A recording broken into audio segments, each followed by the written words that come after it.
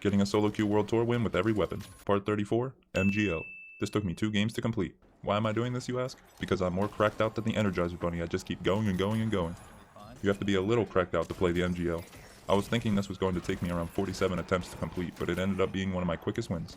SoloQ can be so fickle at times. I was fully prepared to endure a night of MGL suffering, but the Embark deities shined a heavenly light on my dark days. I also ran quite an off-meta build, which I haven't done much this series. Charge and Slam is pretty standard with MGL, but the Lockbolt, Proximity Sensor, and Barricade build ended up being surprisingly good. I really had to bust out the Protractor to figure out how to perfectly bounce these exploding balls off of everything. Also, a major SoloQ tip: teammates who play instruments together, win together. I love putting the enemies on a leash so they can't run away and I can gift them a beautiful explosive present. Christmas came early for the orange team and I can't believe how much they like the present. They just keep coming back for more. They must have known how much love and care I put into making these tasty homemade grenades just for them. I even made them extra bouncy so they could bounce right up to their mouth. My outlook on the MGL might be slowly changing after how fun that round was. I feel like I'm having more fun with the build than the actual weapon itself though. Lockbolt is one of the funniest gadgets. You can leave enemies just dangling there waiting to die. The light didn't appreciate how I did his boy dirty like that, so he pulls up. I had to bust out the Fortnite moves on his ass and full box him so that I could blow him up with some grenades. Sometimes enemies just be walking into the nades. I barely gotta aim as long as I keep launching.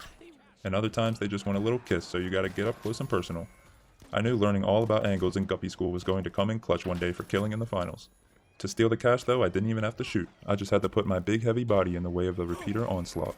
Always body block for the homies. On the kill cam, you can see my light tweaking out trying to distract his shots, and I think it worked. My teammates go crazy this round, helping the squad put up 25 elims. We start the final round out hot with a diabolical Lockbolt charge combo, and of course it's the orange team being greedy, wanting more of my exploding balls. My proximity sensors are really the star of the final round, giving free wall hacks to the squad. I'm just trying to provide support and gobble up some bullets. As long as my teammates know where they are, I have the utmost faith that they'll finish the job when I go down, and my man gets paid by the job, not the hour. They have a little time to push again, but I bring out the aggressive love and charge around the room trying to give everyone a big hug. They don't accept my affection, but we get the cash. We get the plug on the next point and I almost throw by dying, but it was really just a pity kill for them because I knew we were going to win. My teammate gets me back up and I'm filled with love again.